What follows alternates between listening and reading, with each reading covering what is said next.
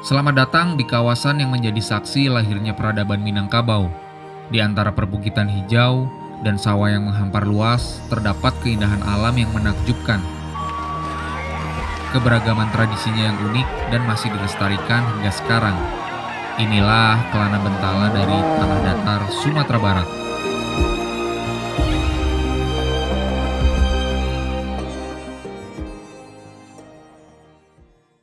Setelah menjelajahi Kepulauan Mentawai selama lebih dari seminggu, akhirnya bertemu kembali dengan Jarot, mobil tangguh yang setia menemani kami dalam road trip Sumatera, dari Bandung hingga ke Sabang nantinya. Kami mulai berkemas kembali, menata perlengkapan ke dalam mobil untuk melanjutkan perjalanan berikutnya di Sumatera Barat.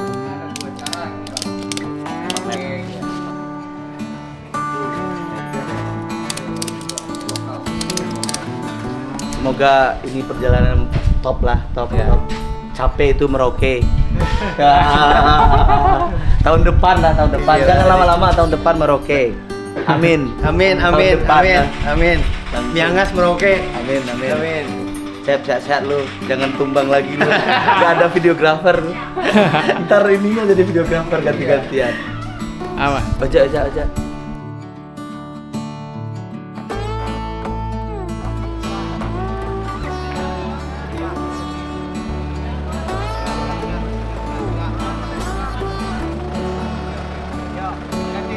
Setelah berpamitan dengan Bang Bayu, lanjut kami isi biosolar. Oke, hari ini kita akan kembali melanjutkan perjalanan menuju Kabupaten Tanah Datar. Kebetulan ada Festival Minangkabau di sana. Jadi hari ini seperti biasa kita isi bahan bakar dulu. Saya sangat senang karena di Kota Padang ini solar sangat mudah didapatkan dan tidak perlu ngantri panjang. Jadi ini ngantri wajar lah, cuman 1-2 mobil. Kita penuh di sini, langsung kita berangkat menuju Tanah Datar. Karena di sana kita akan melihat banyak kebudayaan Minangkabau. Ban mobil juga menjadi salah satu komponen terpenting yang harus dipastikan kondisinya, apalagi saat melakukan road trip.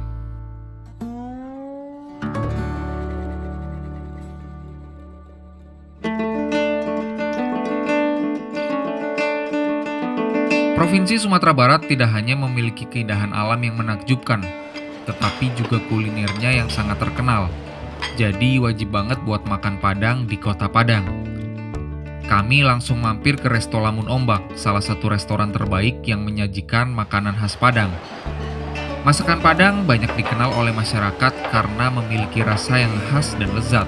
Tidak hanya nasi Padang, ternyata masih banyak sekali makanan khas Padang yang memiliki cita rasa yang nikmat dan wajib kita coba. Di Resto Lamun Ombak menyuguhkan menu yang bervariasi. Harga yang ditawarkan pun cukup terjangkau, bahkan pengunjung dapat memilih menu sesuai selera karena penyajiannya secara prasmanan. Jadi ini hari terakhir kita di Padang. Bentar lagi kita bakalan geser lagi ke Bukit Tinggi mungkin, tapi nanti kita lihat kondisi. Sekarang kita makan siang di Lamun Ombak. Jadi Lamun Ombak ini saya tahu udah lama banget. Jadi tiap orang yang ke Padang selalu makan di sini sampai akhirnya penasaran. Katanya ayam popnya di sini juara. Jadi tadi saya makan sama ayam pop, terus ada perkedel juga, terus sama sate bumbu kacang. Dan bener aja rasanya enak banget. Walaupun sebelumnya dari kemarin saya udah bosan banget makan masakan Padang, tapi di sini kayak enak. Yes. Jadi tadi kita selesai Jumatan makan ke Lamun Ombak, parkirannya masih sepi. Terus begitu kita keluar, kita nggak nyampe setengah jam makan di dalam. Nyampe keluar kita lihat parkirannya itu udah panjang banget, udah ngantri banget kendaraan, dan parkirannya di sini penuh. Gila, berarti ini tuh emang terkenal banget si Lamun Ombak ini. Gokil.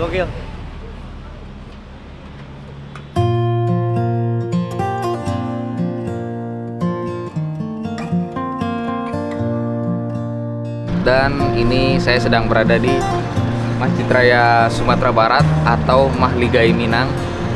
Ini merupakan salah satu masjid terbesar yang ada di Indonesia. Jadi bentuknya seperti rumah adat di Minang pada umumnya, cuma dibangun secara modern. Konon ini dibangun oleh salah satu timnya Pak Ridwan Kamil. Ini keren banget, sumpah. Kalau ke Padang atau ke Sumatera Barat, sepertinya wajib mampir ke salah satu ikon wisatanya. Ini Masjid Raya Sumatera Barat. Keren.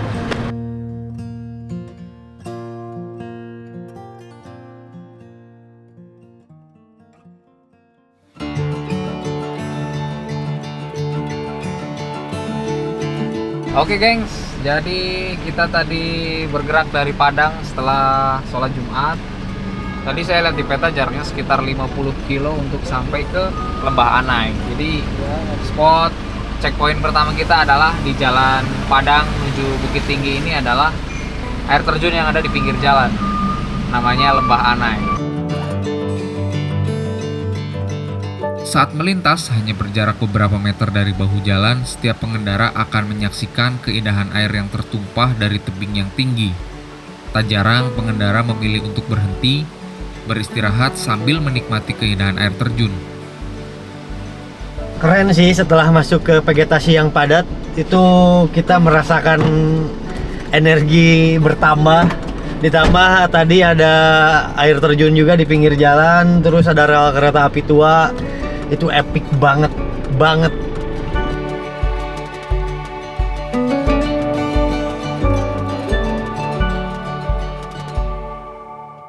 Dari Kota Padang, tujuan berikutnya adalah ke Tanah Datar untuk melihat berbagai rangkaian kegiatan Festival Minangkabau.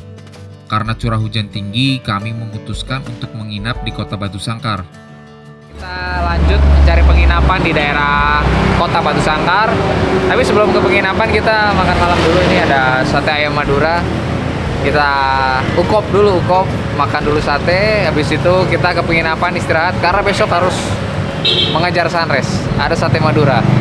Kita langsung hajar.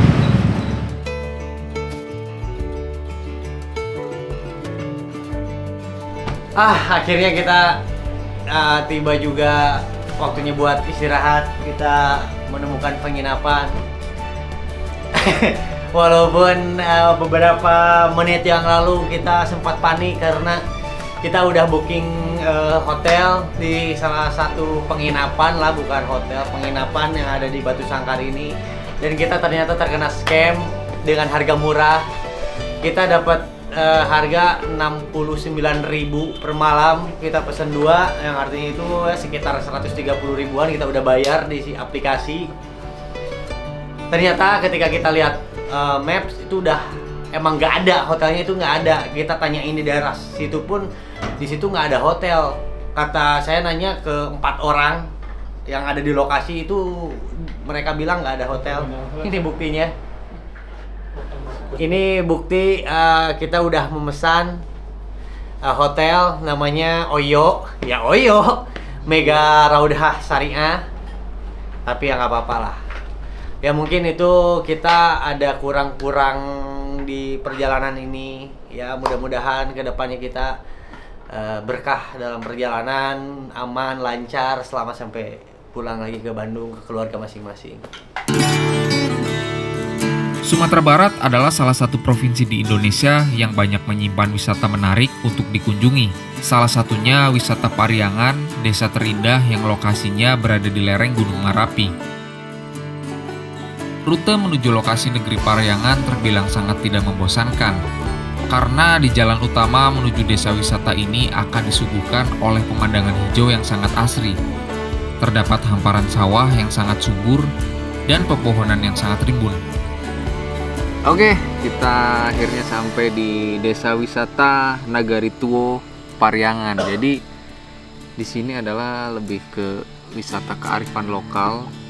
Cuman di titik ini ada spot kopi kawah daun.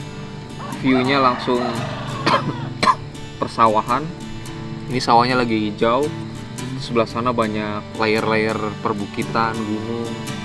Dan di sana ada rumah gadang di tengah sawah. Keren banget. Ini sekarang saya langsung nyobain minuman khas yang ada di sini nih, pakai batok kelapa ini. Terus namanya kopi kawah daun, dari daun kopi. Enak. Rasanya mirip-mirip apa ya? Teh tawar, ada kopinya juga. Enak. Tambahin gula ya.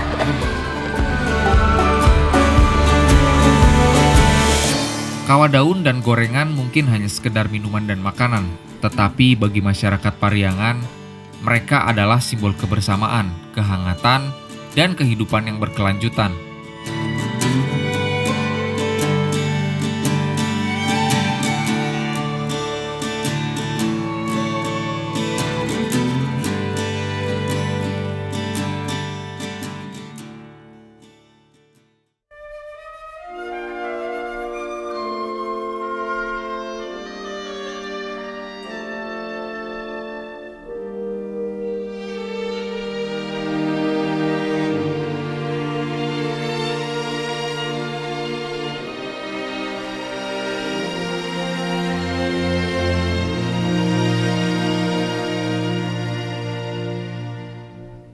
Tak hanya keindahan alamnya saja yang menjadi daya tarik Desa Nagari Pariangan, desa ini juga dikenal dengan rumah-rumah yang dibangun dengan model rumah gadang. Berbeda dengan rumah gadang pada umumnya, di desa ini rumah gadang dibangun menggunakan anyaman bambu sebagai dindingnya, dengan ukiran kayu khas Minang. Bangunan ini hanya dapat kamu temukan di Desa Pariangan. Masyarakat sekitar pun mengenalnya dengan sebutan rumah Bagonjong. Oke, kita sekarang sedang berada di salah satu permukiman. Ini banyak rumah gadang di Nagari Tuo Pariangan. Konon ini adalah titik awal suku Minangkabau bermula. Nanti kita coba tanya-tanya orang-orang di sekitaran sini, entah penghuni di sini atau Pokdaris di sini yang lebih tahu tentang tempat ini. Tapi di sini suasana desanya sangat terasa, hawanya dingin, terus view persawahannya bagus, dan ada Gunung Marapi. Dari mana datang Titiak Palito? Dari Telongan Batali. Dari mana asal nenek moyang kita? Dari puncak Gunung Marapi. Jadi kan kayak ada ceritanya nenek moyang kita tuh dari tanah yang jauh gitu. Mereka naik kapal 3 bersaudara. Ada Sultan Maharajo Alif, Sultan Maharajo Depang, sama Sultan Maharajo Dirajo. 3 bersaudara itu ya kan. Kemudian mereka melihat kayak mungkin di kegelapan malam percikan dari Gunung Marapi gitu ya kan.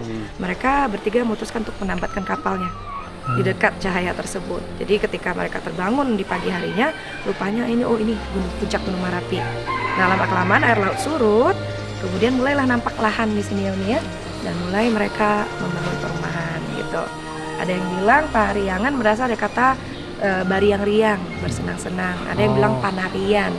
Nah, panarian itu tempat mereka menari, merayakan menemukan tempat yang cukup datar ya, untuk mulai membangun rumah. Katanya seperti itu. Dan tempatnya itu kebetulan di depan masjid. Di depan masjid kan ada yang datar. Dan tanah datar itu yang tanah datar. Itu yang tanah datar itu. Di depan masjid. Iya. Ada tempat orang parkir. Kan datar tuh tanahnya, itu yang tanah yang datar itu. Makanya kebetulan sisi itu yang tanah datar. Kayak gitu. Jadi kalau seandainya nanti jalan-jalan kan lihat tuh warna bendera kita kayak Jerman. Iya. Ada hitam, merah, kuning. Itu melambangkan 3 daerah asal asli Minangkabau. Warna kuning itu melambangkan daerah tanah datar di sini. Warna merah itu adalah daerah Agam, Bukit Tinggi. Ya, kemudian warna hitam itu 50 kota. Daerah Payakumbuh, Lembah Harau itu 50 kota. Nah, sebenarnya urutan warna bendera juga penting ya, Nia. Kalau berada di daerah tanah datar biasanya warna kuning paling luar. Kalau di Agam warna merah paling luar. Kalau di Payakumbuh atau 50 kota hitamnya yang paling luar. Nah, ini juga dilambangkan, ada juga situsnya di sini. Namanya Batu Lantak Tigo atau Batu Tigo Luha. Kalau nanti pergi ke masjid itu kelihatan ada kayak ini yang satu di sini. Itu Prasasti Pariangan, Batu Luha Tanah Datar. Yang sebelah sana itu Batu Luha 50 kota, sebelah sini Batu Luha Agam. Itu kayak pola persebaran masyarakatnya. Sini kita Tanah Datar nih, arah sana itu ke arah Luha 50 kota, arah sini ke belakang Gunung Marapi, di baliknya itu Agam, Bukit Tinggi gitu. Jadi itu Batu Lantak Tigo, ada Tugu Sejarah. Batu Tungku Tigo Sajarangan juga disebut seperti itu. Dari perjalanan kita dari kemarin pertama kita ke Rote sampai sekarang kita mau menuju Sabang. Ketika mampir di desa-desa tradisional dengan rumah-rumah tradisional seperti ini, saya selalu terkagum-kagum, terkesan oleh arsitek nenek moyang kita, detailing, terus dari fungsi dan lain-lain. Mereka sangat-sangat memperhitungkan. Seperti rumah gadang yang ada di belakang saya ini, detailingnya itu bener-bener bagus banget, indah banget. Terus beberapa fungsi juga seperti tanpa menggunakan paku, mereka menggunakan pasak. Terus di bawahnya juga biasanya ada engsel batu untuk rumah-rumah panggung yang itu terkenal anti gempa. Itu sangat-sangat bagus sekali.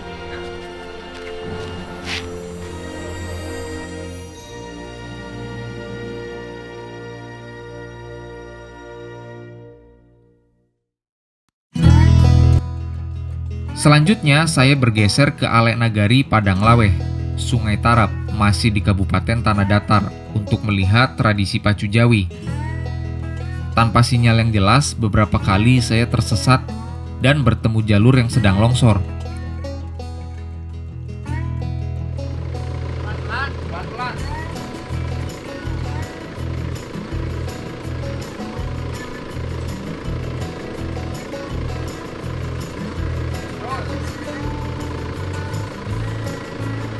Terus, kanan, terus.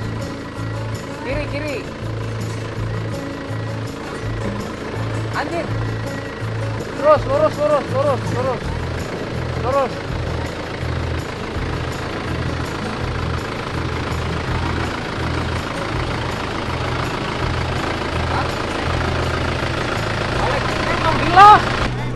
Tong dilos. Barusan habis ngelewatin longsoran tanah, mobil ngeglosor. Ini saya udah siap-siap megang batu, ngeganjel, itu untung aman. Juga harus bertanya kepada warga sekitar. Ibu mau nanya kalau Padang Laweh yang pacu Jawi di mana ya? Oh, Padang Laweh lah. Masih lurus ya? Iya, tiba di Bang Polu beko kero tidak. Kiri. Tadi itu jalan bawah lo. Ya. Ada Makasih. simpang lagi. Ada simpang kiri ya? Makasih Bu. Makasih, Bu. Ya. Abang lurus. Nah, ntar kalau ada pertigaan, nah abang belok di sini. Kiri. Nah, lurus saja ke dalam ntar ketemu. Bang kita sebelah sini. Oke. Kiri juga. Ya. Wah, Hati-hati. makasih Pak. Akhirnya saya bertemu dengan beberapa orang yang membawa sapi-sapi dari yang muda hingga tua yang akan diikut sertakan dalam acara pacu Jawi di arena sawah. Selamat datang dalam acara Alek Nagari Padang Laweh Pacu Jawi. Hal pertama yang kami lakukan adalah makan. Sebelum nonton pacu Jawi, karena belum mulai juga, masih pembukaan, kita bakso Wonogiri dulu. Tapi ini ada yang kurang. Apa kek? Kerupuk, karupua, jange, ketinggalan. Enggak apa-apa. Setelah tenaga sudah terisi penuh, kami menuju ke arena pacu Jawi. Karena kami akan mendokumentasikan pacu Jawi ini, ada retribusi khusus dari panitia. Ini dilakukan agar kita bisa mendapatkan akses yang nyaman selama kegiatan. Setiap fotografer di setiap event pacu Jawi udah biasanya dikenakan biaya per orang 50 gitu. Nah, jadi per orangnya 50 gitu. Oke. Nah, dikasih ini, maksudnya ini buat biar orang nggak ada ganggu. Oh, saya ini fotografer, nanti dikasih jalan sama orang. Oke. Berarti ini biayanya 50 ya? Ya, 50 per orang. Oke.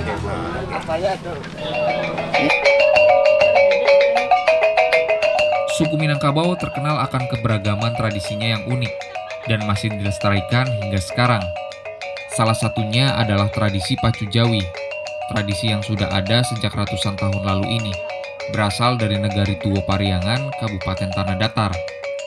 Tidak ada informasi waktu yang tepat mengenai awal pelaksanaan tradisi pacu Jawi. Namun tradisi pacu Jawi telah dilakukan beratus-ratus tahun yang lalu.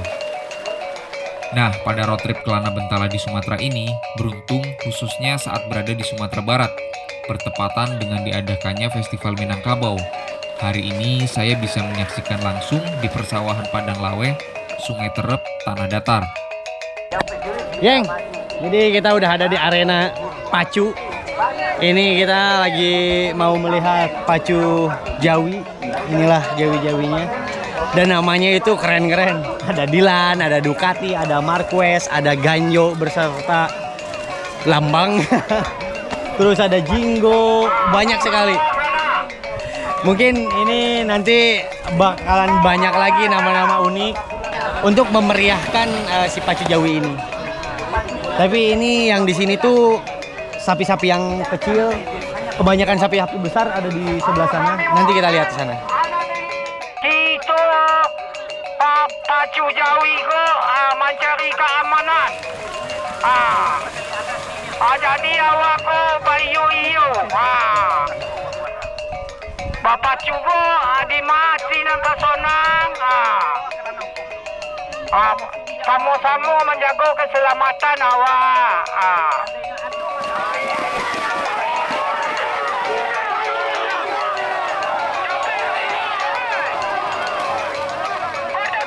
Jadi ini berdasarkan apa penilaian bagus atau enggaknya sapi, Pak? Bagusnya yang pertama sekali jalur lurus. Oh, Jalannya lurus. Jalurnya tarikan baik, cepat dia. cepat. Terus Sendirinya harganya meningkat 2 kali lipat dari harga biasa. Pacu Jawi memiliki berbagai manfaat. Sebagai cara untuk meningkatkan harga jual sapi, sapi yang bagus adalah sapi yang dapat berlari lurus dengan cepat dan beriringan. Hal ini ditandai dengan besarnya lumpur yang berterbangan. Manfaat lainnya sebagai wadah untuk meningkatkan kesehatan Jawi. Akan lebih baik jika Jawi tersebut dapat menuntun temannya berjalan lurus. Hal itu menandakan Jawi tersebut sehat dan tubuhnya kuat. Sehingga dalam lomba Pacu Jawi ini yang dinilai bukan hanya kecepatan berlari dan struktur tubuhnya saja, melainkan cara berlarinya yang lurus. Hal itu sekaligus menjadi makna filosofis dari tradisi Pacu Jawi, di mana jika sapi saja bisa berlari lurus, begitu pula dengan manusia.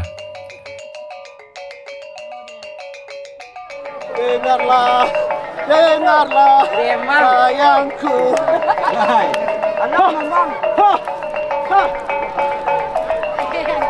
Ingat saat kita bersama, pegang tanganku, ku tatap matamu. Dunia terasa indah, tak ada satu mengganggu. Berseri dan tertawa, kita tetap menyatu. Berbintang, menerang, secerah hatiku. Selalu ku bayang, jadi kasihku sayang. Setiap mimpi.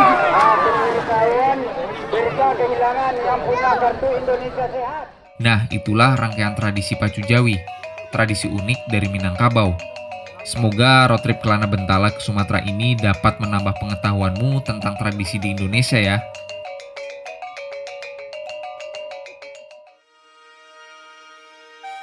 Indonesia memiliki berbagai ragam sejarah dan peninggalan yang harus dilestarikan.